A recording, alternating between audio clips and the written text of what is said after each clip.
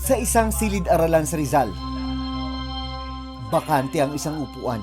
Relama Prince Ezekiel, Reyes Christian, Season Janre Collantes. Ang batang nakaupo sana rito.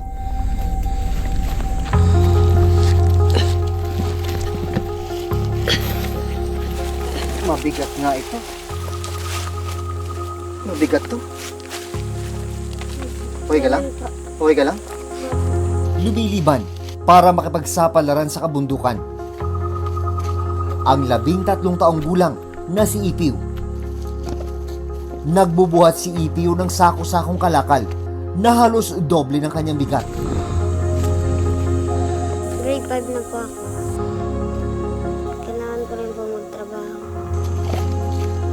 Gagawin daw niya ang lahat para makatulong sa pamilya at makapag-aral ang mga nakababatang kapatid. Naiiyak po kasi po, nadadamay po kasi pamilya ko kasi sila rin po nagugutuman din.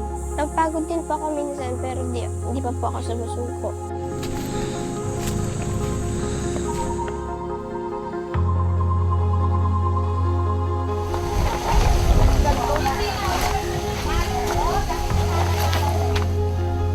Angat mo.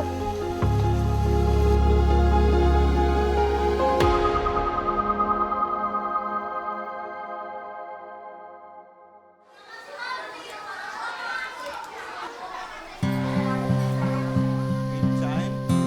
5 minuto na lang bago mag alas 12. Patapos na ang klase ni Realin Season, 11 taong gulang. Kailangan na niyang magbandali dahil may naghihintay sa kanyang pag-uwi.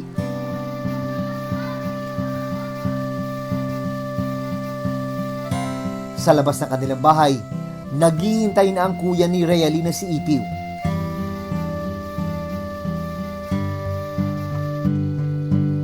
Pagkabihis ni Realin, tig-isang tasa ng kape at kalahating plato ng kanin ang pinagsaluhan nila sa pananghalian.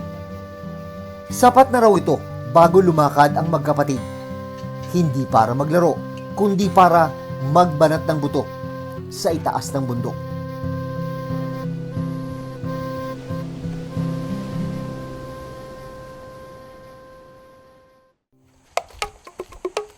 Sinamahan ko ang mag-ama paakyat ng bundok.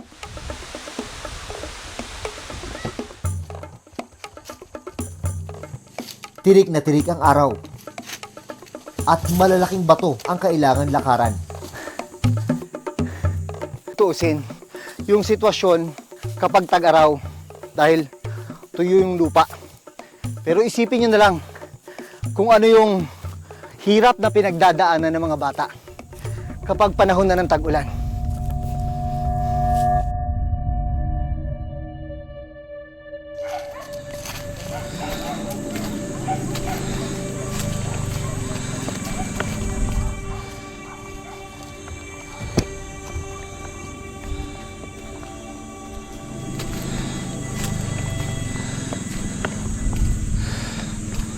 Tumitigil-tigil sina Ipiw sa gitna ng kabundukan para magpahinga.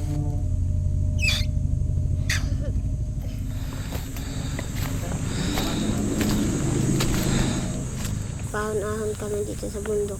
Nahihirapan naman din po ako. Gusto ko rin po makatulong sa magulang ko. Minsan po, wala po kaming bigas. Umuutan na lang po kami. Mabato, masukal, matarik na bundok. Ganito yung hirap na pinagdadaanan ng mga batang nagkakawa para lang kumita ng maliit na halaga. Pero para sa kanila, ang maliit na halaga na yon ay malaking tulong na para sa kanilang pamilya.